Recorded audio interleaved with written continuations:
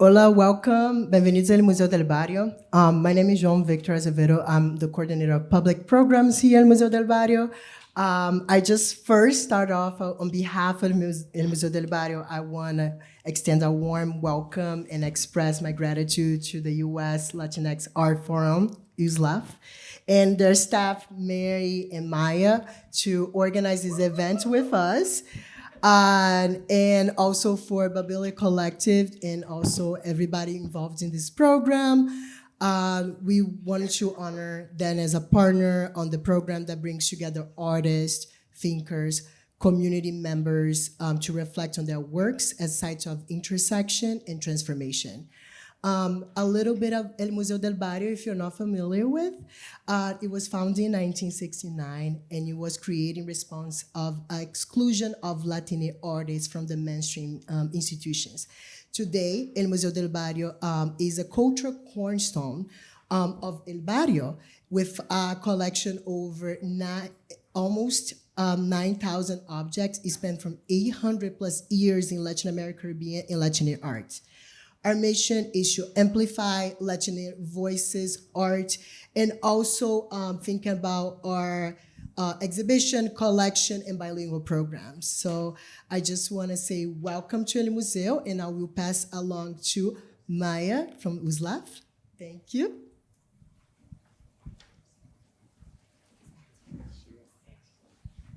Hi, everyone. It's such a pleasure to see you this evening. My name is Mary Thomas. I'm the Deputy Director of the US Latinx Art Forum.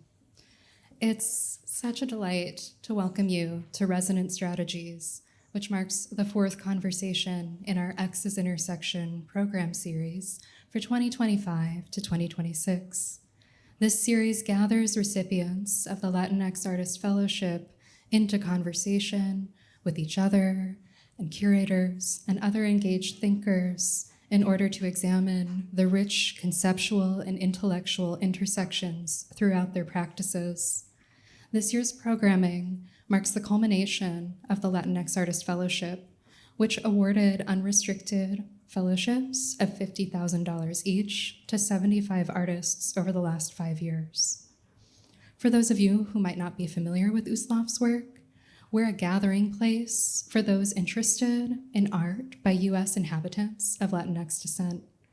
Hanging out here builds relationships within and beyond hemispheric American art that result in new exhibitions, scholarships, programs, and more.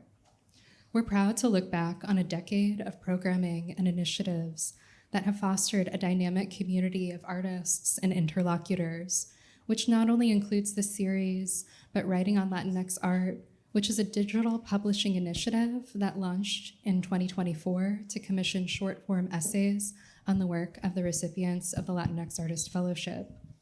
We invite you to spend some time on our website, which is very cool, and check out the essays. We have 5 collections published so far. A 6th collection will be published next week. And to keep up with our work and learn more about what we do. We also invite you to join us as we step forward into our future by making a donation to support our ongoing work. To learn more, you can visit our website at uslaf.org. And I'll just say, I see a lot of familiar and beloved faces from USLAF's community in this audience tonight.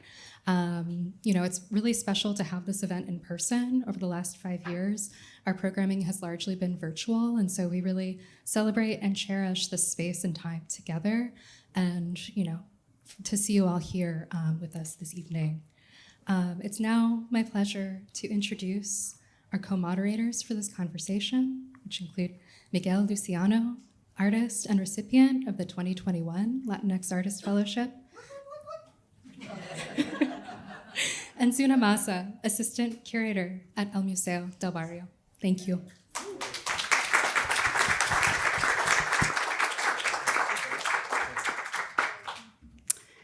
Hi, everyone. Bienvenidos a todos. On behalf of myself and my fellow moderator, Miguel, we want to join Mary and USLAF in welcoming you all tonight to tonight's program, Resonant Strategies. I also want to take a moment to express my direct thanks to Miguel for agreeing to join us as co-moderator. as part of the first cohort of USLAF Fellows, but also as a member of El Museo's Artist Advisory Council. There's a wonderful cyclicalness to having you join this conversation. So together we thank USLAF and Babilla, and of course, the current Artist Fellows and program participants, Tony Cruz Pabón, Yelaine Rodriguez, and Nitza Tufiño, for their time and generosity as we prepared for this conversation. All of us gathered here are greatly looking forward to getting to know more about your work, recent projects, through your respective presentations and follow-up questions from us, the moderators, and then a segment where we can, ask each other questions, and finally, the audience Q&A. Echoing my colleague João, who shared a bit about our mission at El Museo, I would also add that part of this mission is a commitment to contemporary Latina practitioners. It would be remiss of me not to acknowledge that each of our artist participants and co-moderator tonight have contributed to and have been part of the manifestation of this mission. Over the last 5 years, El Museo has been honored to join other institutions in supporting and co-hosting USLAF's Access Intersection Conversations. It's these programs, partnerships, fellowships, and the growing network of organizations supporting the recognition of Latina contributions to American art and culture. Their vital, reparative, and future-building work that remains as urgent and relevant as ever. For tonight's program, we will consider how tradition, memory, and cultural survivance intersect and diverge across the artistic practices of Tony Cruz Pabón, Yelaine Rodriguez, and Nitza Tufiño. Their work spans the perceptive strategies of minimalism and drawing, wearable art and performance, storytelling and figuration, amongst others, in order to foreground resonant individual and cultural threads in need of visibility and recovery. Through this conversation, we will explore how each of their practices activates not only the material reality of the everyday through their process, but how their strategies create and hold space for community. Out to you. Okay, great. Thank you, Zuna. Thank you, USLAF, and thank you everybody who is here with us.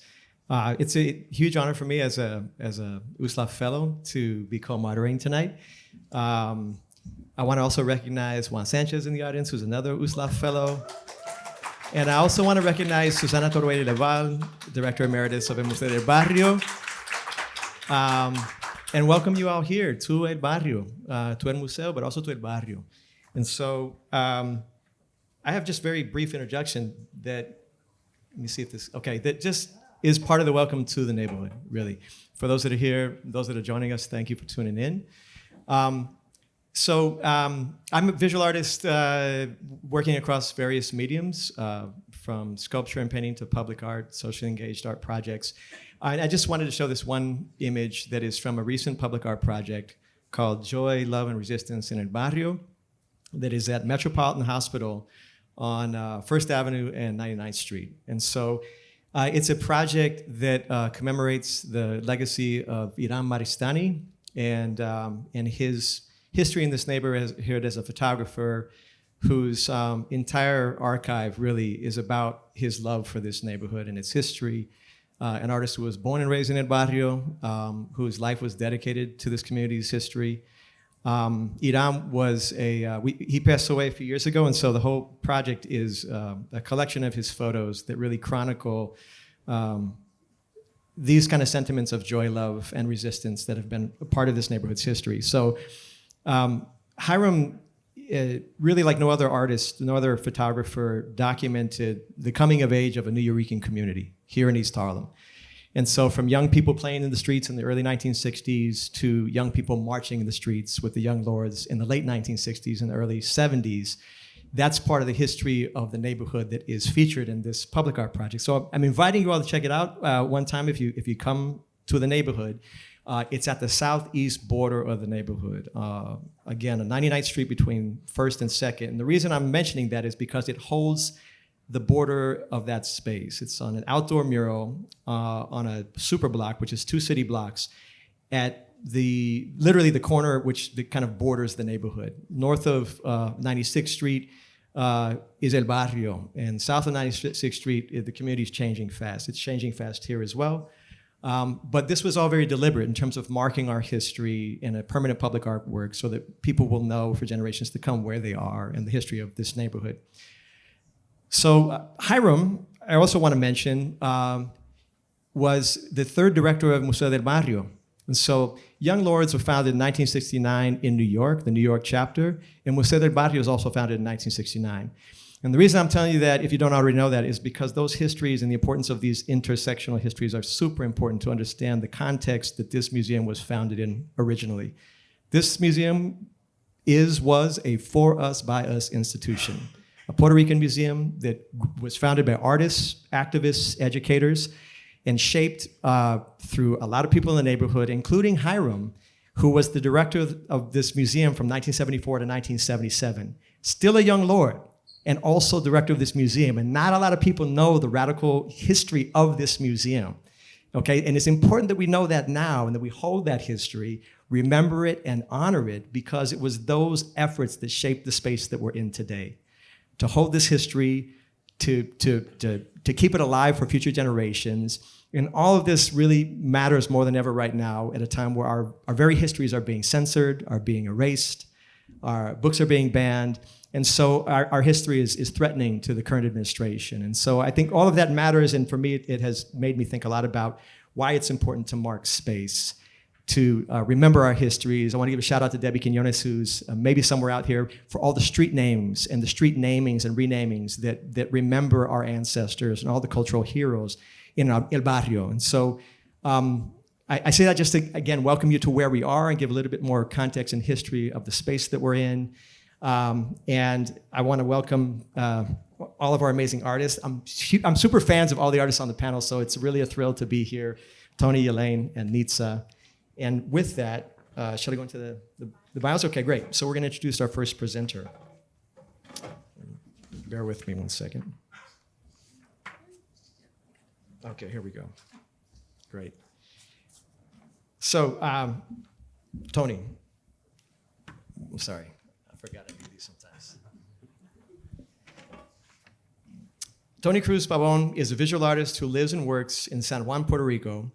His work is guided by an attention to an economy of materials, to experience the extraordinary in the everyday, and what is light and minimal. His work spans different media like drawing, animation, and photography.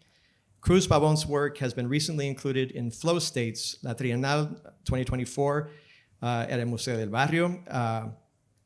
He's been featured in Puerto Rico Nigrex at the Museo de Arte Contemporáneo in Puerto Rico, and Lo que pesa en una cabeza at Tenerife Espacio de las Artes in 2022, among others. He is co-founder of Beta Local in Puerto Rico, which is an experimental platform for education, production, and critical discourse in San Juan. And with that, I introduce Tony Cruz Pabón. Thank you.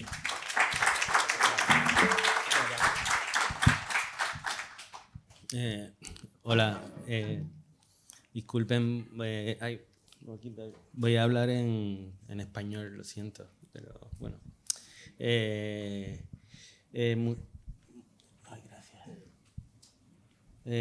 Muchas gracias por la invitación y a todos los que hicieron posible que estemos aquí presentando nuestro trabajo y brindarnos esta oportunidad. Yo como pues, vivo en Puerto Rico y mi trabajo de alguna manera, o quiero que mi trabajo responda a lo que es vivir ahí en una isla, que responda al clima, que responda a lo que es estar ahí presente. Pues pienso que de esta manera pues resuena en muchas otras cosas, ¿no? O sea, voy a mostrar cuatro trabajos y voy a tratar de que tengan una noción así de lo que es mi trabajo en general. Voy a empezar con esta serie de dibujos que se llaman dibujos de distancia.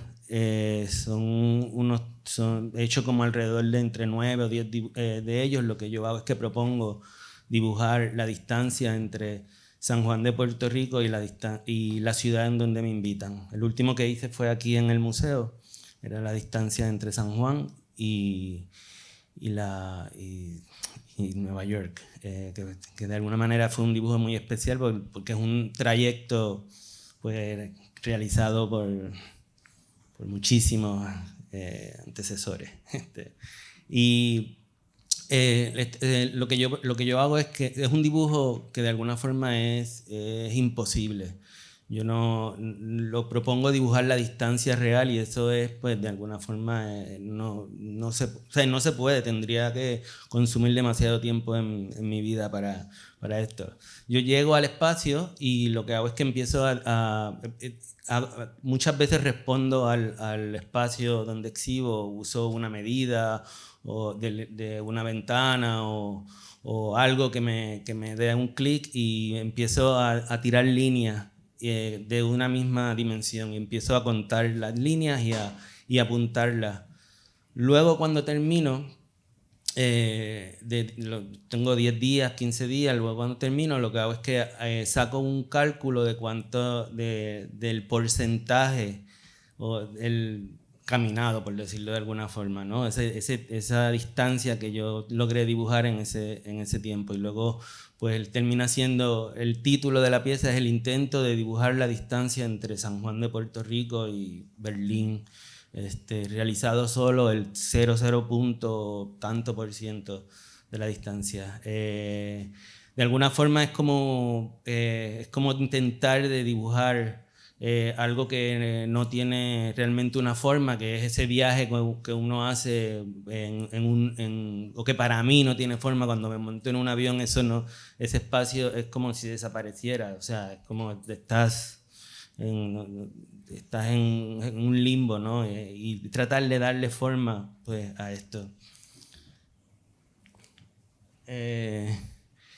Esta es una serie de dibujos, una serie de fotografías que las llamo cómo guardar un parking.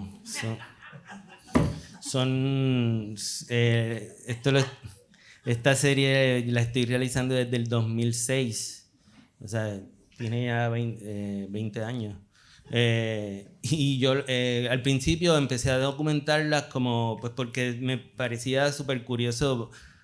No tanto el fenómeno cultural, que sí es chévere, pero sí me parecían lindas las esculturas efímeras, pensarlos como objetos que aparecen y desaparecen.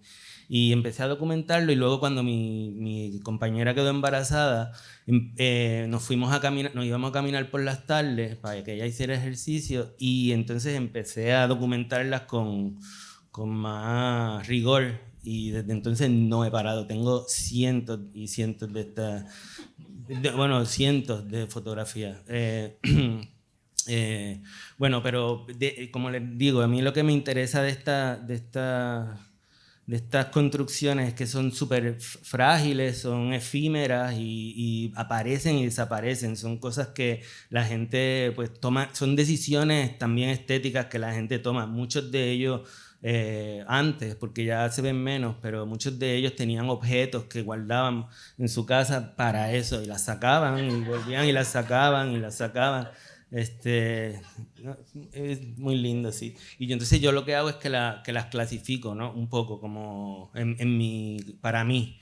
Porque esto empezó como una cosa, como un registro, como el que guarda como una especie de boceto, ¿no? Como para tenerlas ahí y tener estímulos. Pero pues se fue haciendo grande y bueno, ahora pues, es una publicación y también se ha presentado como en fotografía. Y me fui, perdonen. Iba a lo que iba, del objeto como tal. O sea, que me interesa como, que los clasifico y lo que hago es que, pues, mujer, silla y sombrilla, ¿no? O sea, las voy clasificando como por sillas, por sombrillas, no sé.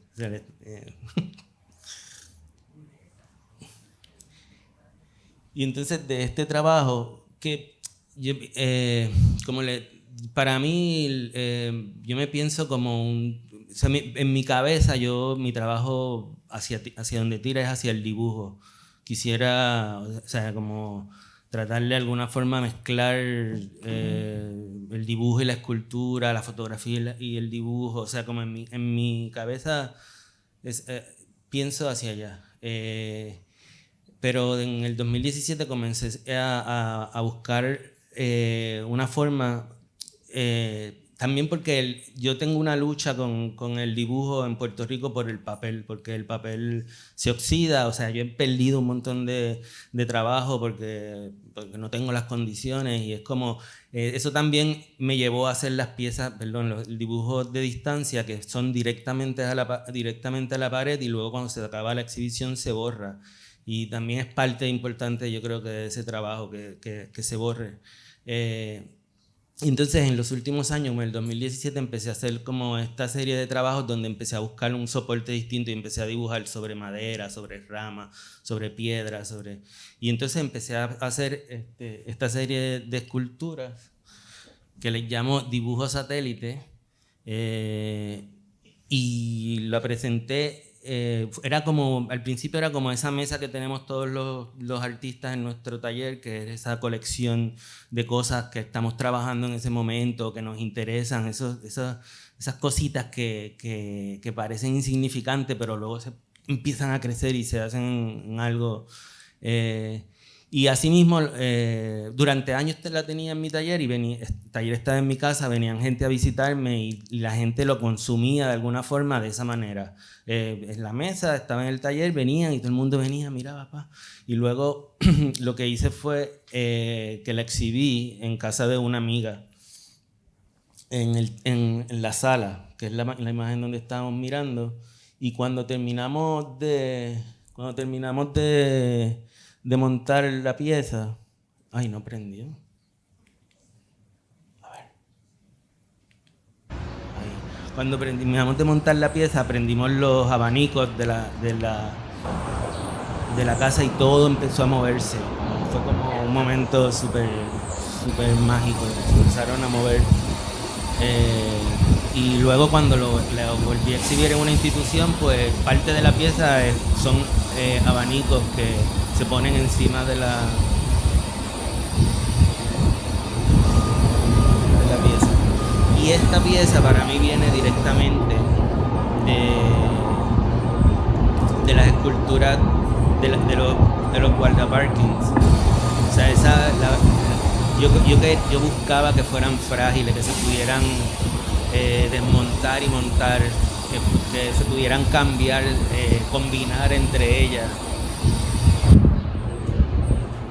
Y son dibujos satélite porque casi ahí hay mucho grafito. Esas piezas, sí. Uso el grafito como peso mismo. O sea, la pieza que se balancea, yo lo que hice fue que la tallé y la lijé para que estuviese a nivel y se quedara en su nivel, y luego en una punta le empecé a añadir grafito hasta que el peso del grafito hizo que se desbalanceara. O sea, y así hay muchas de ellas.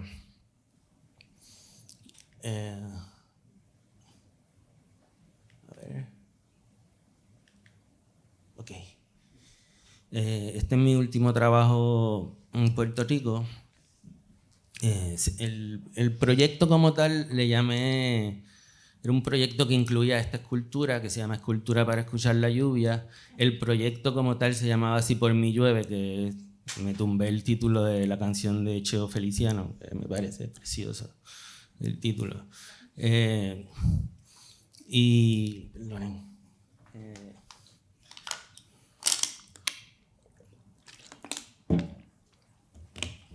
Pues la pieza principal era esta Escultura para escuchar la lluvia, que es una escultura en madera y zinc. Está hecha sobre la huella de donde estaba la casa donde yo crecí, en Vega Alta, en el barrio Maricao de Vega Alta, que era una casa en madera y zinc. La idea de la pieza es una pieza para entrar a escuchar la lluvia. Luego yo hice un evento donde pues yo trabajé el patio completo de la casa. Lo fui por un año modelando, haciendo pequeñas intervenciones así súper insignificantes que parecen parte del paisaje, pero moviendo el paisaje. Y luego, para el día del evento, lo que hice fue, pues, durante ese año también invité a un amigo, a Yelaine Rodriguez, que es un gran artista del sonido. Lo invité para que grabara cosas durante ese año en la pieza y luego, pues, él hiciera una pieza sonora. Porque yo sabía que no iba a llover necesariamente en ese momento, o sea que había que experimentar la pieza de otra forma. Y luego, cuando empezamos a jugar con la pieza, nos dimos cuenta que era un espacio precioso, el sonido era brutal, amplificaba súper lindo, metálico. Entonces invitamos músicos, vinieron bailar, movedoras. Y bueno, ahí tienen les voy a poner un pequeño videíto para que tengan un poco una noción así.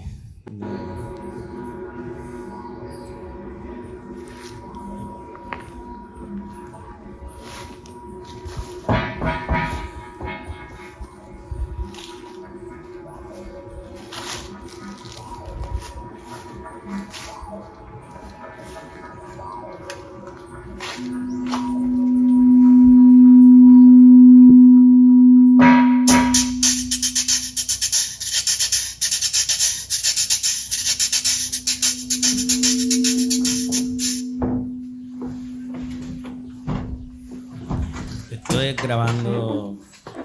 grabando antes del evento. Esto es durante el evento.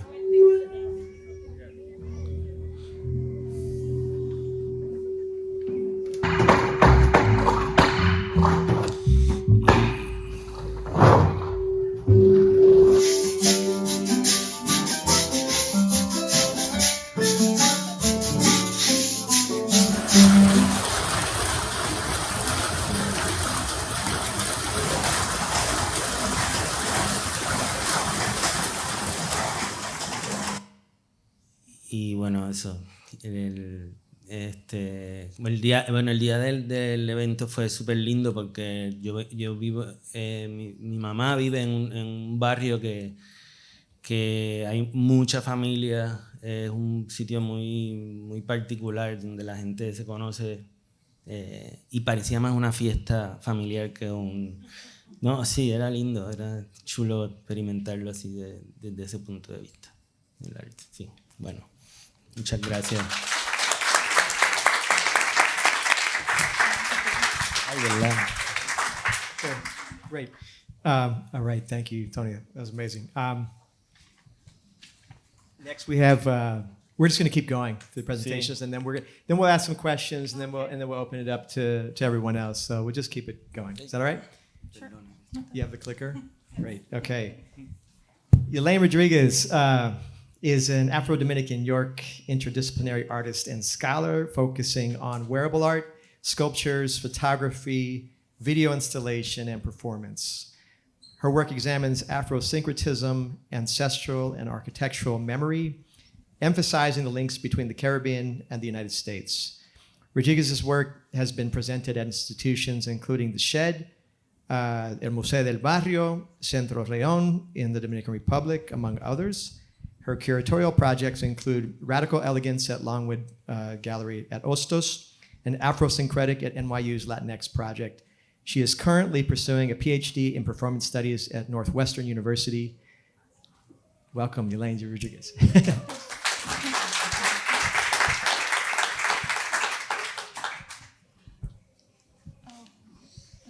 I forgot it's down. I'm already starting wrong. All right. Hi, everyone. Thank you, everyone, for putting this together, or everybody that put this together and for bringing me here. My name is Yelaine Rodriguez. I am an artist and a scholar born and raised in the Bronx. Yes. From a Dominican hairdresser, a tiny, fierce Dominican hairdresser who made sure I was not a yo no sabo kid. So I knew Spanish and made sure that I grew up between the Bronx and the Dominican Republic. So every summer I was traveling there to visit my father. Because of migration issues, he wasn't able to be here, so I had to go back and forth, being raised between the Bronx and the island. So with that, my work has been very interested in displacement, in uprooting, in migration, in the geopolitical usage of waters, and the US Black narratives and Afro-Caribbean narratives, and also how those narratives overlap. So the work that you're seeing here is a work called Ms. Doc. It's one of my most recent work that traces the steps of this woman named Dr. Sarah Logan Frazier, who was the fourth woman to become a licensed physician in New York in the Reconstruction era. And then she relocated to Puerto Plata in the north side of the Dominican Republic and became the first woman doctor there in the 1800s, in the late 1800s. So as a woman, Black woman, born and raised in between the US and in the Dominican Republic, I was really interested in this woman's story and retracing her step. And so I looked into her archives and reimagined her as this spirit, this Afrosyncretic spirit, retracing her step now in the 21st century. So as a scholar and as an artist, I am constantly inside of the archives. I'm constantly trying to recuperate these narratives. I feel like I'm a storyteller, trying to make sure that these stories do not stay buried in the archives and not stay lost in the archives. I try to bring them back through photography, through film, through wearable art. I studied fashion design, thinking that that was gonna make me money, but it didn't. I come from a long family of artists. My sister in the 90s was an illustrator. My brother became a graphic designer. And my mom was just like, oh, these artists, I thought they were gonna be doctors and lawyers, what's going on here? And then the little baby was like, Mom, I'm gonna do fashion. She's like, whatever, just do something. So all of my work incorporates my wearable art, incorporate my mask. And this project that you're seeing here called Children of the Water is a little bit different from most of my projects because it's a little bit more open, a little bit more fluid. I take these masks that I create and I bring them with me to different parts where I'm traveling. I usually travel for work, and when I have the opportunity, I bring these masks with me, and if I make a connection with somebody from that region, I invite them to be part of that photo. But in this case, this was a girls' trip, and some of my friends, I think Patricia is over here, and she's in the audience. And so before we got into our bottle of rum, I was like, let's just put our mask and let me take these photographs of you. And so we took this photograph here in Bonao. And the other one that you see here is in Oaxaca with an Afro-Mexican community that I met while I was doing a film there for this Nigerian filmmaker. The film is called Ellas Vinieron de las Nubes, that traces the step of Afro-Mexican community. So this series, Children of the Water, has taken place in Trinidad, Brazil, in the Dominican Republic, etc. And it's just a way for me to connect with the Black communities in these spaces where I'm traveling. It's kind of like an icebreaker for me as well, just to meet people and also to have a little bit of a connection and get to know their experiences, to see how Black people are being treated in their regions, right? So that was a really beautiful moment in Oaxaca. This project called Residence Time, The Sea is History, was in collaboration with a dear friend of mine from Trinidad. His name is Luis Vasquez Laroche. It was our first large-scale installation at the Shed. This was a project we met at a residency in Loíza, Puerto Rico in 2021. And since then, we just connected and we were just every day just talking about our mothers, about our connection to Afro-spiritual practices. He was raised in Trinidad, I was raised in the Bronx, but somehow these traditions cross the transatlantic slave trade and still were able to resist the enslavement and pass on to us. And we decided to put all of our conversations from all these years together and create this installation for Yemaya as an offering to Yemaya. And this is inspired by the Door of No Return. So we created the Door of No Return as an archaeological ruin for her to just do whatever she wants with it and destroy it. And it was created out of the materials that were used to exploit Black bodies, such as sugar, coffee. So when you went into the space, it was very strong, the smell of coffee and the smell of sugar.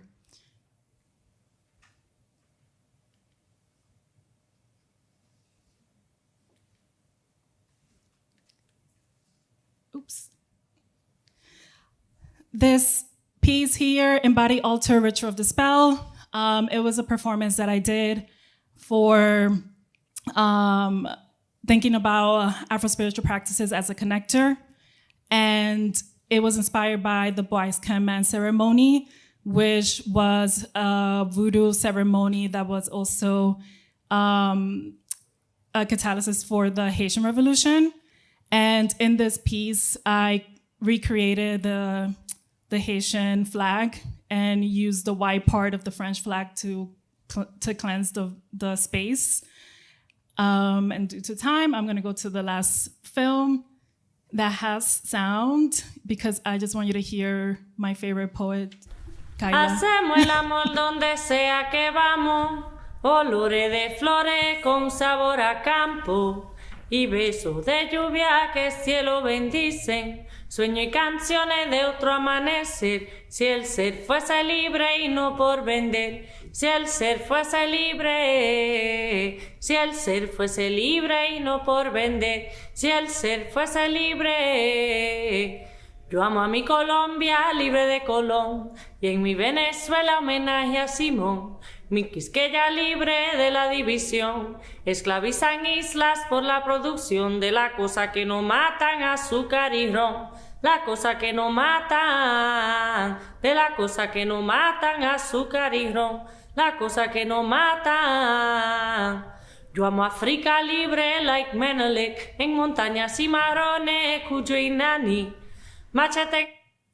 Okay, so I just wanted to show a little bit of that film and that poem because I feel like it encapsulates what my work is about. It's about the African diaspora. It's about Afrosyncretism, about Afro-spirituality, about our inheritance, and what I want to do with my work as a scholar, as an artist, to uplift my community and through my art and through my scholarship, through my writing, and to my work in that way. Yeah. Thank you. Beautiful. Thank you, Yelaine. And shout out to Kaila Boulay, la cantante from the film. Yeah, she's amazing. Wow. Okay, last but not least, Nitza Tufiño. Yes, who really needs no introduction here. But Nitza is a recognized muralist, public artist, printmaker, and painter. As a community activist and art educator, Tufiño has helped found community-based organizations and art institutions in New York City, such as Loisaida Inc., Taller Boricua, Museo del Barrio, Friends of Puerto Rico, Caimán Gallery, and the Museum of Contemporary Hispanic Art, or MOCHA. Yes, please clap.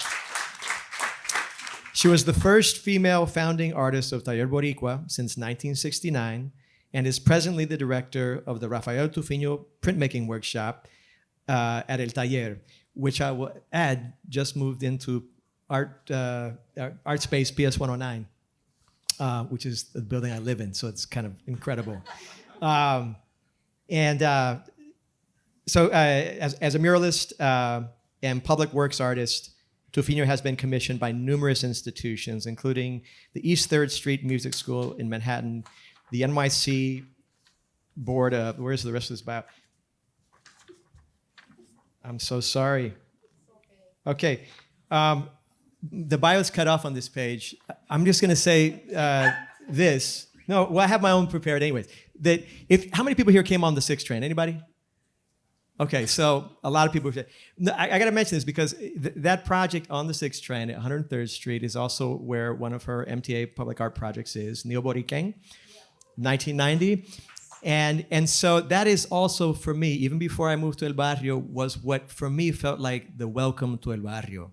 Never forgot that. It's a piece that I knew before I knew Nitza and that I've always been proud of and always makes me feel like I'm home when I arrive. So welcome, Nitza. Thank you so much. You have the clicker? Yes, I got the clicker here. Great. I hope I can do this. You got it. Anyway, my name is Nitza Tufiño. Welcome, and I hope you like what I have to say. You can ask me many questions. I don't know what else to say. I mean, let me just put one image. And then, okay, here we go. So these are some new works that I've been working on. They're very big. They're 6 feet by 3.5 feet. And they're special paper because this paper is so that it can grab shock. So I work in pastels. And this idea came about. I wanted to make them large. I don't like to work very small because it's meaningless when you look at it. It has more of an impact when you see it on the wall and you can really look at it. And this is on the basis, this is my great-grandmother, Yelaine Rodriguez, who was born in 1863 before the abolition of slavery in Puerto Rico. She died in 1997. I was 18 years old. So I spent a lot of time because I lived in the same house with her and her daughter, who was Gojita. You know who Gojita is. Those were the people that I grew up when I was a kid. And what's really incredible about my great-grandmother is that she always wore a brown called hábito. And I never saw her in any other type of clothes, either in hábito, which was in brown, and the only thing that she would change, it was the little balls that were made out of yarn that represented what saint it was. So if it was Saint Anthony, which she was very devoted to Saint Anthony, it was like bluish or something like that. And that's one of the roles of El Egua, which is El Niño de Atoche. And because her father was Yoruba, and her mother was Taína, that was the combination. But she never knew what her other sibling was because after the abolition in 73, she had to stay there as a child 5 years before they could get out of being slaves. And this is something that happens in Puerto Rican families, and you never talk about it. And you never talk about it because you don't want to bring those feelings back into the person, or you don't dare ask your grandma, well, what happened? You never ask her. All you know about her is the different things that she did, like having an altar where she would put food, and you will ask, well, who are you putting this food for? So I decided to do this portrait of her with her hábito, and in the bottom she has all the fruits of guava, which is for El Egua, and I put myself in the picture like she's with her hand showing me the knowledge, throwing the knowledge at me of her life, what it was her life when she was young. And she was very devoted to Yemaya, which is the water of the sea, and Oshun, which is the water, the sweet water, and they're sisters because they're the water. and they meet usually from the river meets at the sea, and over there you could meet the other same, which is Olokun, the other that is really deep into the sea. So she will talk about these things, and then she will talk about the Taino Indians and the Semis and all of that. So I try to do this piece to really make homage to her about passing the knowledge.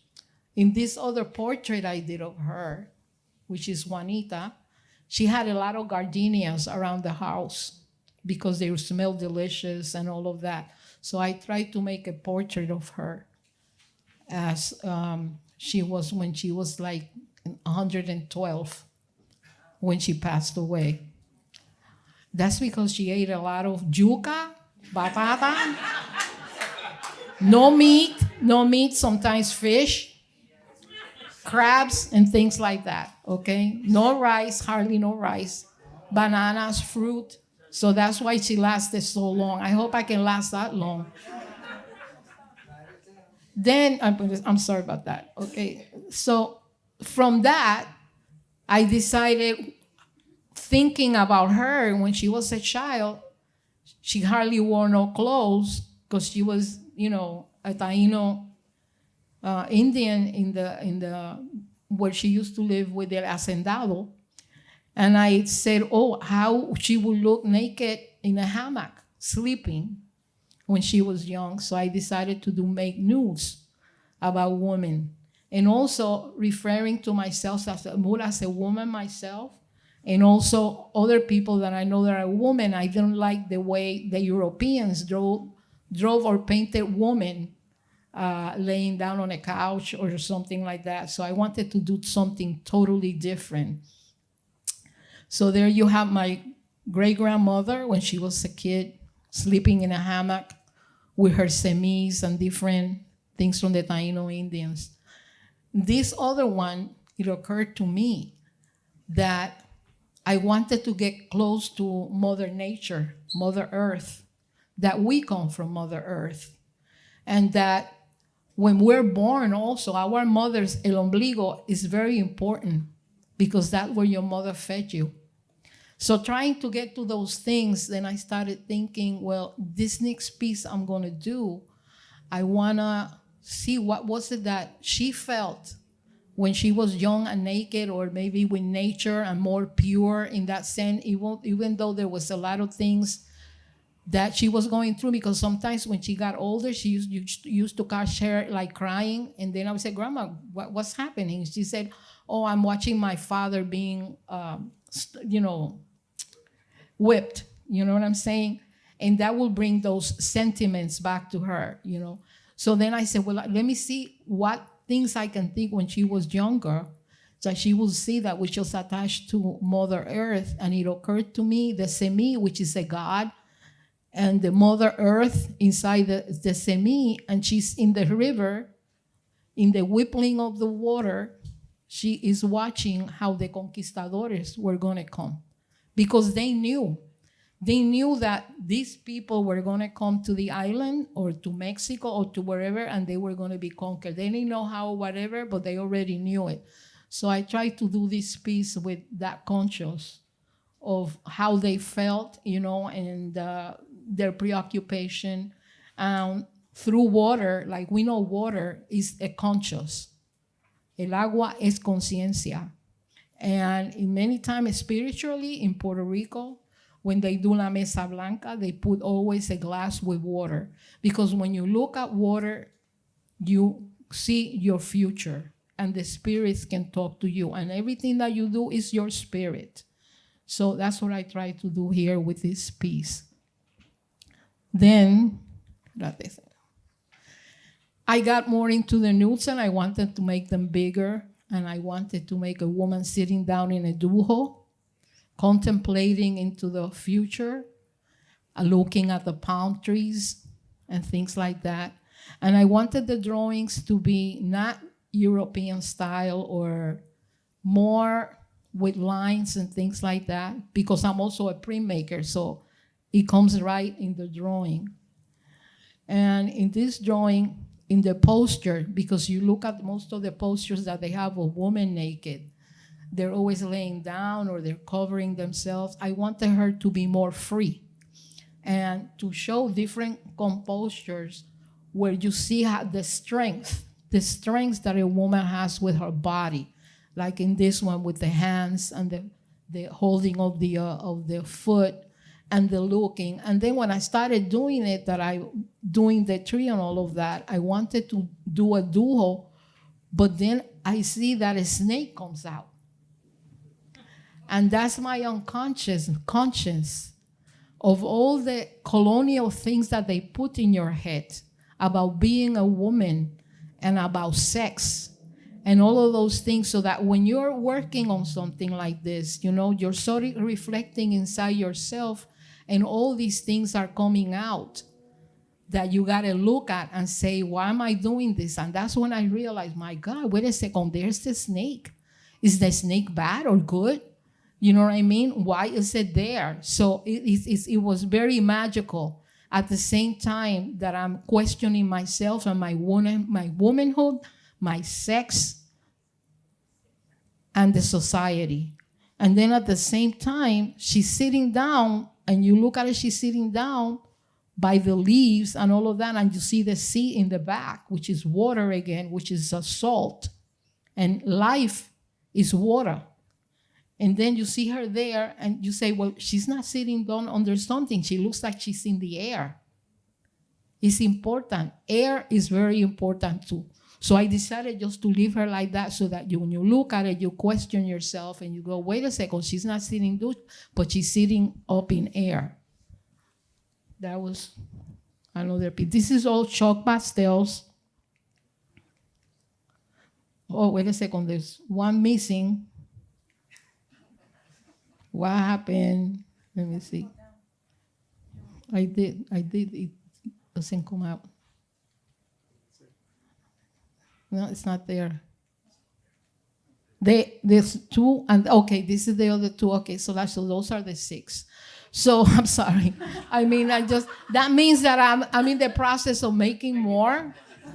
I gotta I'm already drawing. I'm doing 4 more so that I could have that. I want to show some people that want to see, like Susana wants to see. So this is a work in progress. This is like looking at myself as a woman, looking at other women. That doesn't mean that I don't like men. I would probably do some on men too, questioning certain things about their bodies and psychology.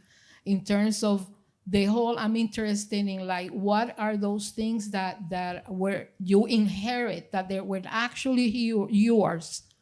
And that for some reason, why is it that you make it yours when you know it's damaging to yourself? And then what happens with that too is fear. So I'm making these drawings and this situation in terms that when we look at it, we question, and that we like the color and all of those things. So it's pleasant at the same time. It is pleasant, but it's unpleasant. So you're looking at it, you have to question all of those things. And when I'm working at it and I'm doing the other drawings, which later on you will see the other 4, is questioning and also working. The artist works consciously. You have all this technique and this knowledge, and you use it to do the drawings and all of that. But at one point when you're doing it, the subconscious kick in because you're still working at it. And then when you step back and you look at it, you say, what the hell happened here?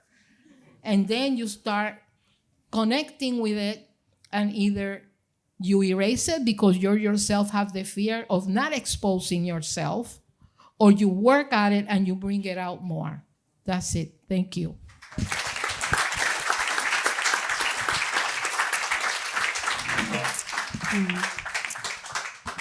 Thank you, Nitza, Yelaine, Tony, for your presentations. And now Miguel and I are just going to get this exchange of questions started. And maybe I'll go first with a sort of general question for all of you.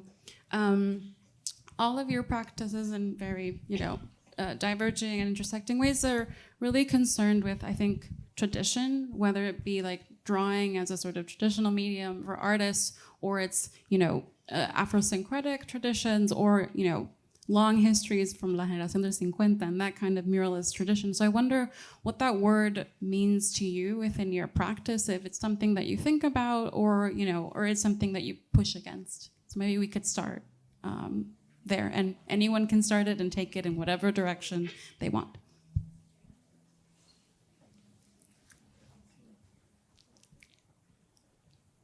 You want to say something? No. Well, listen, you see all these things that whatever you see, even people walking on the street, even if you study something, or La Generación del 50, whether you're in Mexico, because I'm part Mexican too, and that's my schooling. That's why sometimes I paint very traditionally and all of that, but it's the images and the things that you bring about. It doesn't matter the materials, like his drawings and stuff like that.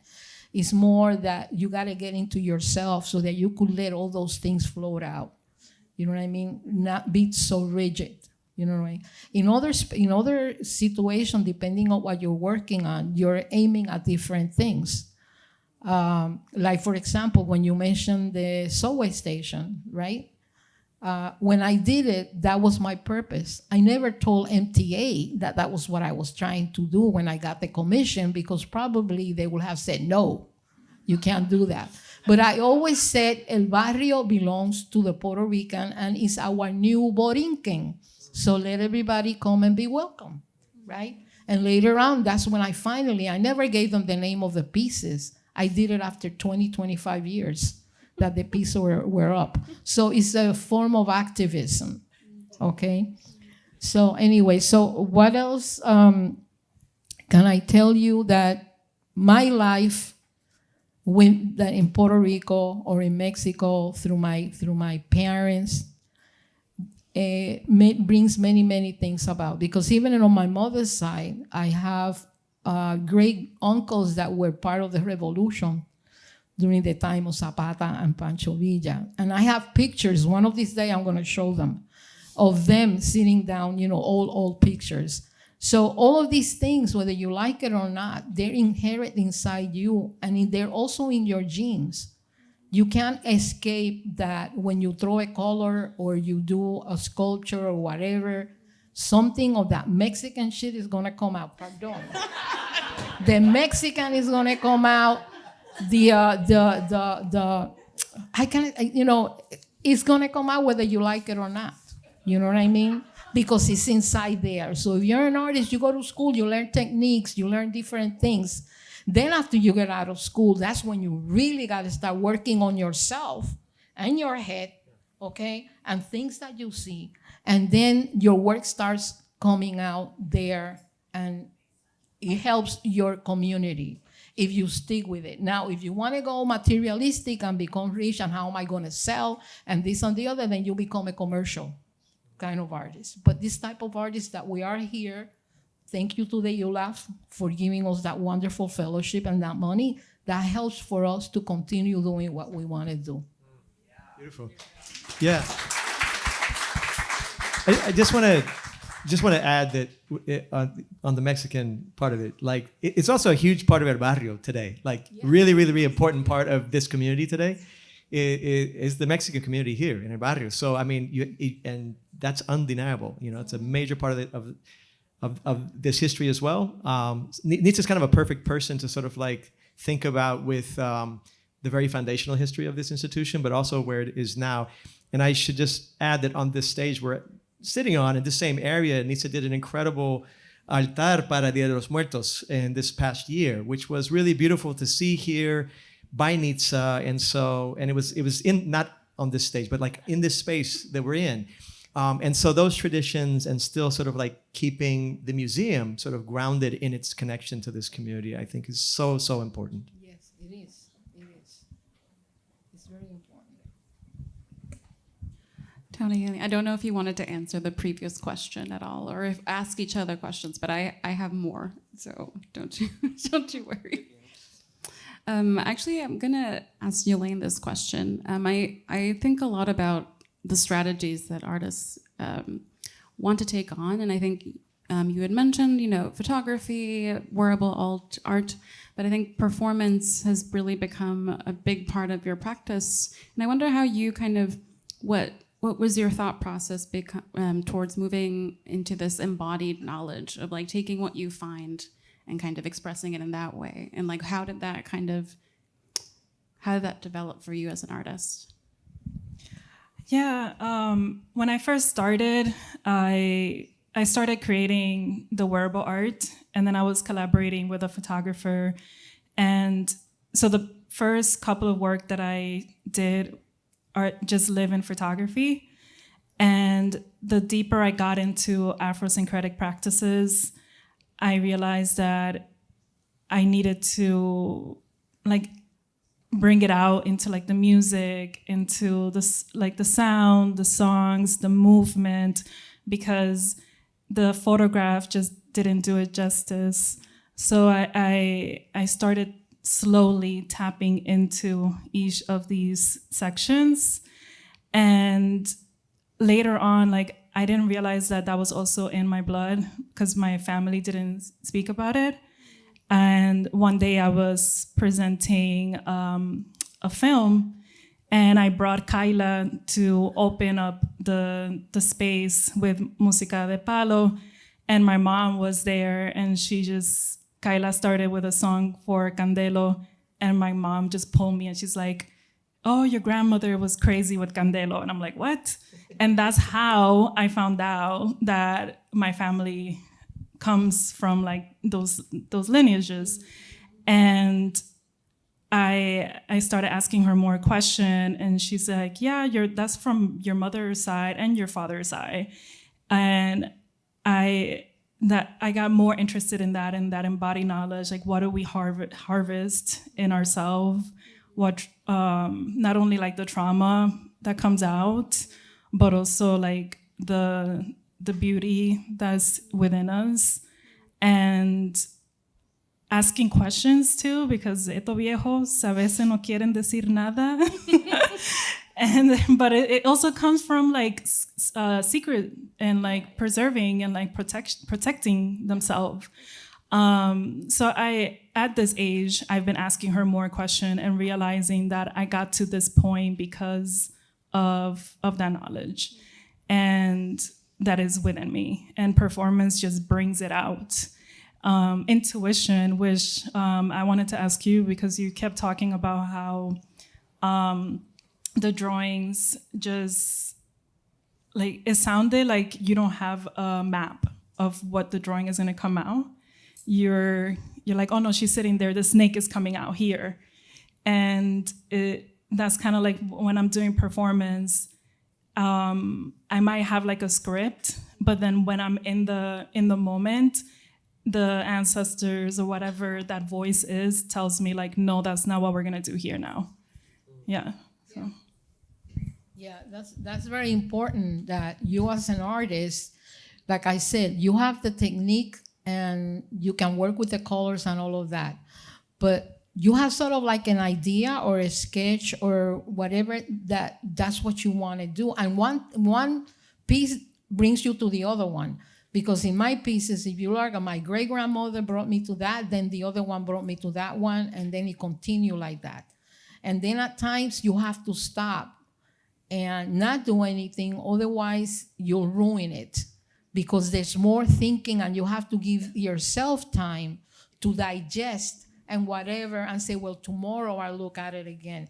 And sometimes it'll pass a week and it's in the easel sitting down and I don't touch it.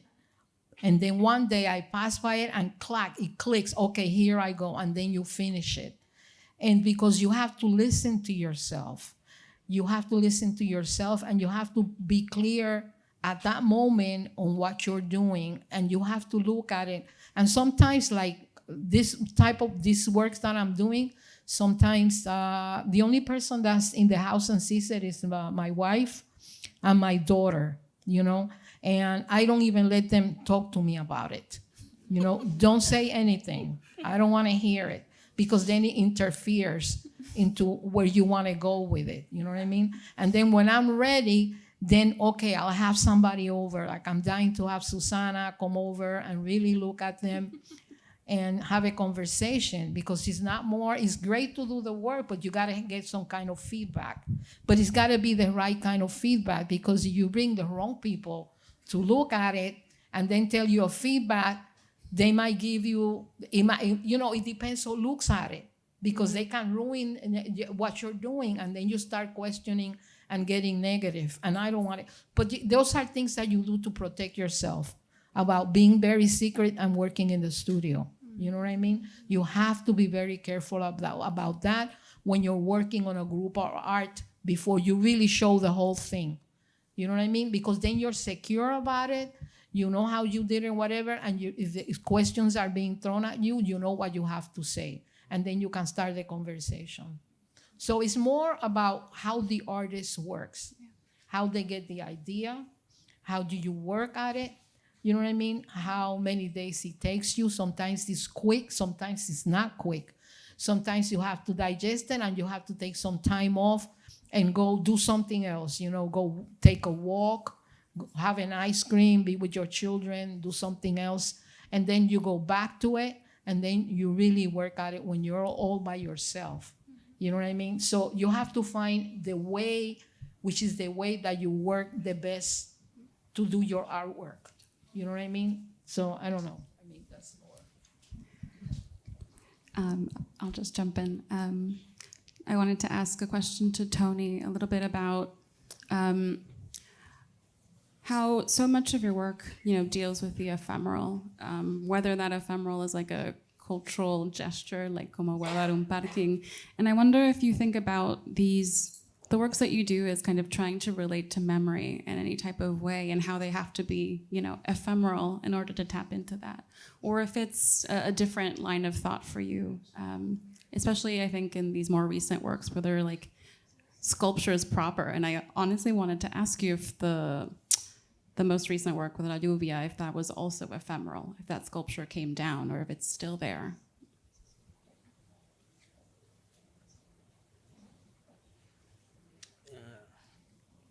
Sí, desde un principio pensé que se construía y se desmontaba. O sea, no... Porque, bueno, es el patio de la casa de mi mamá también y ella no... Y sí, y de hecho se está deshaciendo ya, el clima se lo está consumiendo. Tengo que desmontarlo pero sí, o sea, sí. Can I add to the question? So, es que estuvimos hablando antes de este panel sobre un poco más sobre la historia de tu proyecto en tu propia casa, ¿no? And so I'm going back and forth between Spanish and English, but what I've been thinking a lot in this conversation is the importance of space, of the politics of space, of the history of space, what it means to think about embodied sort of experiences, embodied understandings, memory, genetic memory. But in your case, en tu caso, Tony, como regresar a la casa donde tú naciste, donde tú creciste, en el barrio donde tú creciste, alrededor de tu familia. Hiciste como una residencia en tu propia casa. Sí, por como un año, ¿verdad? Como artista. Sí. Entonces, quería saber si nos puedes hablar un poco más sobre esa decisión y esa experiencia. Sí. Pues yo desde muy temprano, muy joven, tenía muy claro que iba a hacer algo allí en ese espacio, porque para mí era como... Cuando empecé a estudiar arte y empecé a relacionarme con los materiales, me di cuenta que yo me relacionaba por lo que yo había sido de niño, por mi relación que tuve con mi abuelo como agricultor, con mi papá mi papá era un técnico, era tool and die maker, en inglés, tornero, era tornero de metal y esa relación, y toda mi familia obrera, yo qué sé, trabaja el campo, y yo tenía claro que mi relación con los materiales venía de por ahí, y cuando yo cortaba la grama en la casa de mis papás, yo no sabía que iba a ser artista, yo dibujaba hacía triángulos en la grama, luego hacía círculos, lo dividía, iba jugando mientras cortaba la grama y sabía que, o sea, que quería hacer algo allí.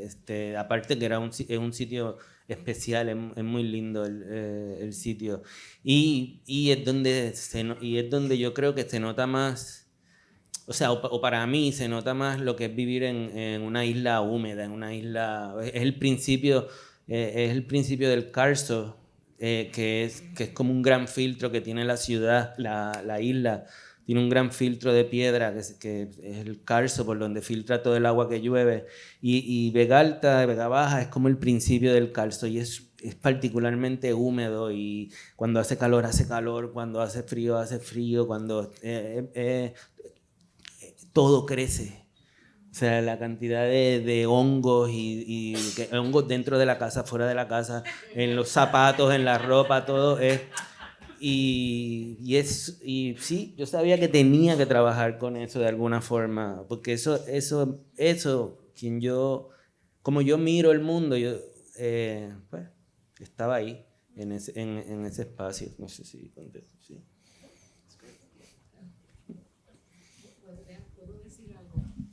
En la pieza, Tony, esa pieza a mí me voló la cabeza. Me la voló totalmente porque cuando la vi me trajo unas memorias, porque yo vivía en una casa que tenía zinc arriba. Y yo vivía con mis abuelas, con mi great grandmother y la grandmother. Y cuando yo vi, se unía, ti, qué sé cuánto. Ella decía, mira, nena, que está lloviendo. Y yo entonces decía, canta. Y yo decía, que llueva, la Virgen de la Cueva. Los pajaritos cantan, la Virgen se levanta. Eso es bien puertorriqueño. Sí. Y eso es una cosa de gente que vive en zinc, ¿entiendes? Sí. Y es maravilloso porque en ese momento, mira, ahora he estado buscando hasta en la computadora sonidos de la lluvia, de relámpago, de todo, because it's so soothing. It's so fantastic for the head. You know what I'm saying? La importancia del agua. Sí. El agua y el sonido y lo que tú sientes y sientes el frío, tú sabes, me volaste la cabeza. Sí. Qué bien, qué bueno. I wanted to give the artists a moment if you have any other questions for each other, or we can ask the lovely audience if they have questions for you. So, yeah. Divino, me ha encantado muchísimo, se lo celebro. Tal como había sacado Nitza, que no mostrar el arte hasta que ya uno esté seguro en el arte que está creyendo, para que no inyecten alguna negatividad. Lo que quiero saber también es si ustedes escogen dónde van a exhibir o si ustedes se atienen a invitaciones, y más todavía si han rechazado propuestas porque no quieren exhibir en tal lugar y en semejante situación, tal como exhibiste, Yelaine, en The Shed. Eso era estupendo, yo lo vi el año pasado y estaba divino. Pero pregunto, si ustedes como artistas también son precisos en lo que escogen para exhibir, o si todavía están en una etapa que tienen que tomar lo que les aparezca.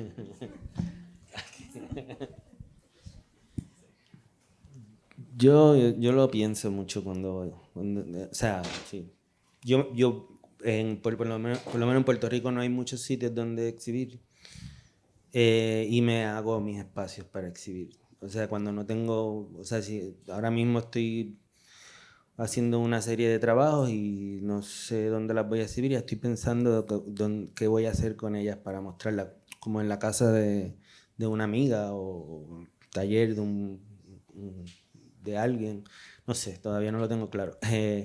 Y cuando sí, yo he dicho que no, y creo que es importante también sí, decir que no. Yeah, I agree. I think it's important to say no sometimes. I am still like an emerging artist, but I feel like with the work that I'm doing, I need to protect the work that I'm doing because it's also very spiritual for me. So not every money is good money. And I have been able to say no because I work as a professor, and now I'm a PhD student, so I have some type of funding. It's not the best funding, but it's some type of funding that sustain me, so I can say no to other things, and I can just continue to do the work that I'm doing without feeling forced to create and to say yes to feed myself. But yeah.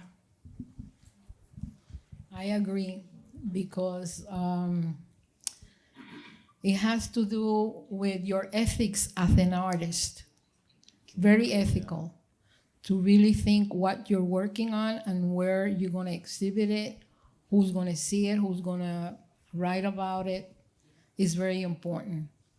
And you don't want the work to get contaminated, even though when work gets exhibited, it's exhibited and it will withstand time, and it will go anywhere the work wants to go, because once you do, después que lo pare, it keeps on walking. But it's important in terms of ethics that you keep yourself in a situation as an artist in terms of your quality and the place you're exhibiting. What is the ideals of that place? What is it that they're trying to promote, you know?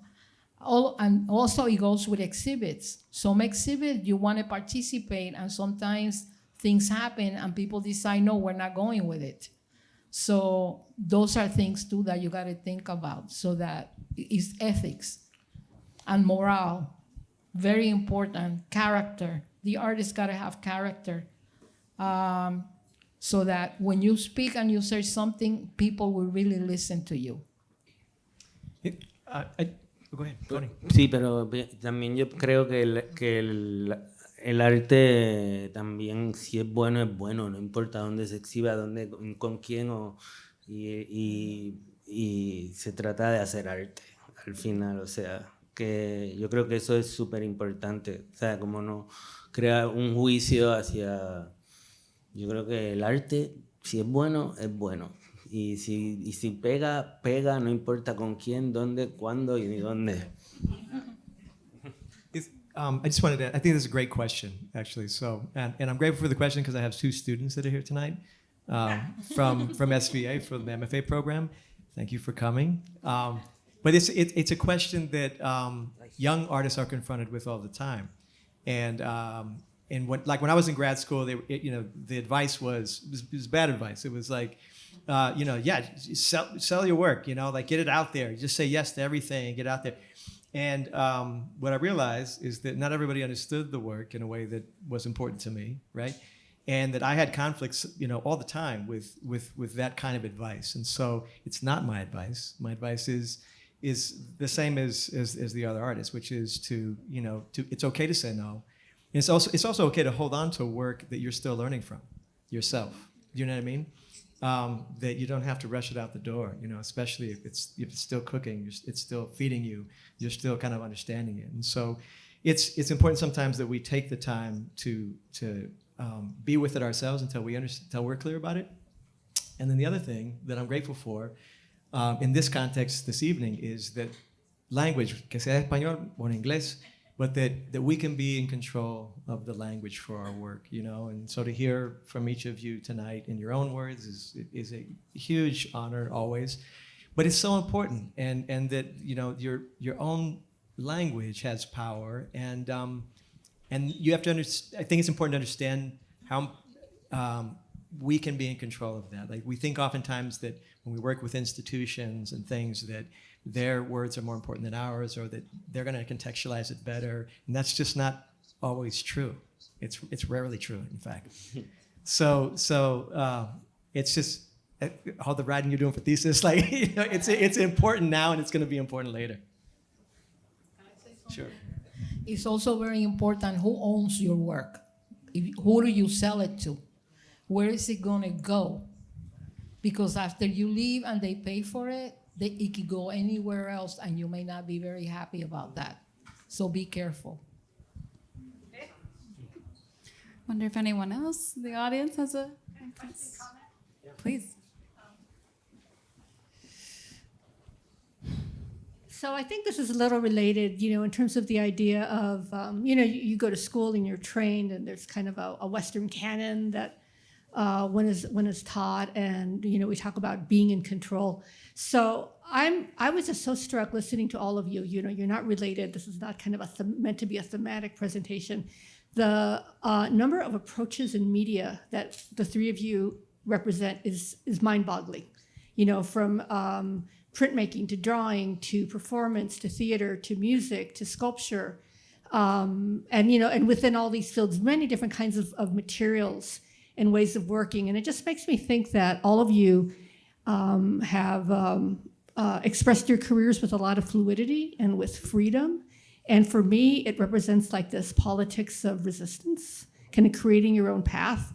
So it's not with this sense of purity. I'm a painter and I do it this way because I was taught to do it this way. It's really about marking your own path and figuring out, with your own morals, with your own ethics, how you're going to do that. And market be damned, I think, maybe.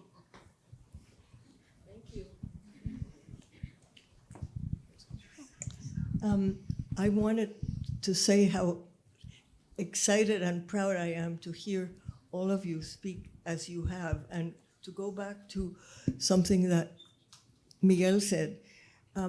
During the 80s in Soho, where there was a huge effervescence, we also, it was a very exciting time of what Lucy Lippard said, self-naming, meaning that we tried to figure out who were we, and we began to speak for ourselves. Because at the very same time that this was all happening in Soho, it was also, remember, it was called the alternative art world.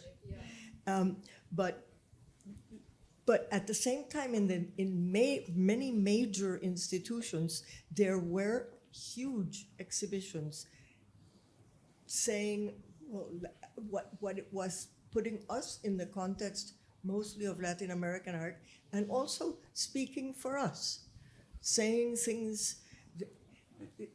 I'll never forget, and at that time, there were so few possibilities of exhibitions that it was very, very difficult to say no when you got an invitation. And I just felt that it was such a confusing time, because they were telling us, what we were like. Fantastic Art of Latin America was a perfect example. I think it was the Indianapolis Museum. I'm sorry, I can't turn my neck very hard. Examples like that, fantastic art of Latin America. So it had many, many, many stereotypes in the types of artists that they found, that they chose. And then it just, I'm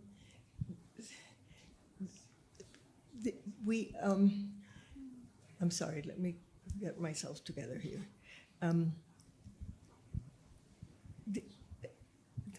They had, for instance, the catalog of Fantastic Art of Latin America had another section that then said a different perspective.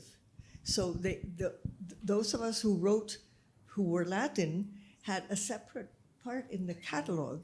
It was just, we really were not equal partners ever, ever, ever, in whenever these combinations of huge museums and they came to Soho to find all the artists, and they said, give me your lists. And of course, at that time, there were so few opportunities that we did give them lists. And sometimes they used them, and sometimes they didn't, and sometimes they misused them. So I cannot tell you how excited I am to hear all of you having found your center. And it's a center that is not going anywhere.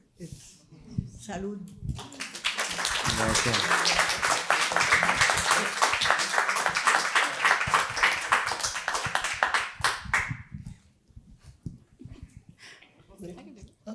Thank you so much for all of you for being here. Thank you for the panelists, the moderators, for your participants in the panel. So we have those incredible artists around. If you have some questions, if you want to ask some questions to our moderators as well, so we are here for you. And yes, make sure to double check our programs from the Museo del Barrio on our website. We have a lot of fun and exhibition-based program happening this summer. So there is another symposium coming up featuring our upcoming exhibition, Sophie Rivera. Yes, thank you. Gracias.